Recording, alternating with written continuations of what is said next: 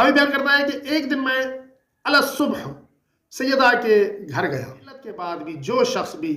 3 دن تک ہم پر سلام بھیجتا ہے تو اللہ تعالیٰ اس پر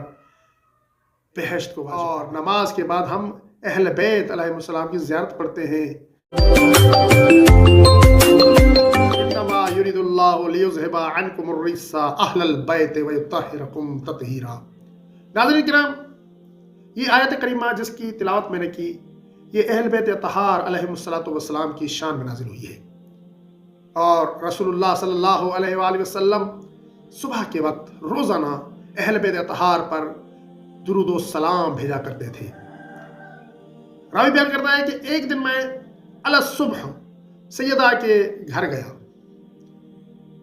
سیدہ کو سلام کرنا چاہتا تھا، لیکن سیدہ نے سبقت حاصل کر لی اور سیدہ نے پہلے مجھے سلام کر لیا۔ اور پھر راوی بیان کرتے ہیں کہ بی بی نے مجھ سے پوچھا کہ تم صبح صبح کیوں آئے ہو؟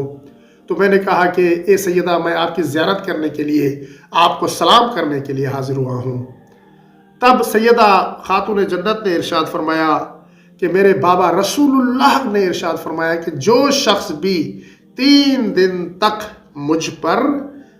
اور رسول اللہ پر سلام بھیجے گا تو اللہ تعالیٰ بہشت کو اس کا نصیب قرار دیں گے، بہشت اس کا مقدر بن جائے گی۔ راوی بیان کرتے ہیں کہ میں نے عرض کیا، اے سیدہ، کیا آپ کی زندگی میں 3 دن تک آپ کو سلام کرنے سے اتنا ثواب ملتا ہے، جنت نصیب ہو جاتی ہے؟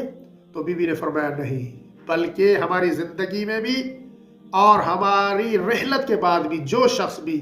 3 دن تک ہم پر سلام بھیجتا ہے تو اللہ تعالیٰ اس پر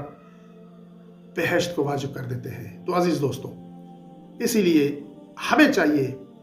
کہ ہم ہمیشہ محمد و آل محمد پر درود بھیجا کریں، ہم ہمیشہ محمد و آل محمد کو سلام کیا کریں، اور یہی وجہ ہے کہ ہم ہمیشہ نماز کے بعد میں درود پڑھتے ہیں، اور نماز کے بعد ہم اہل بیت علیہ السلام کی زیارت پڑھتے ہیں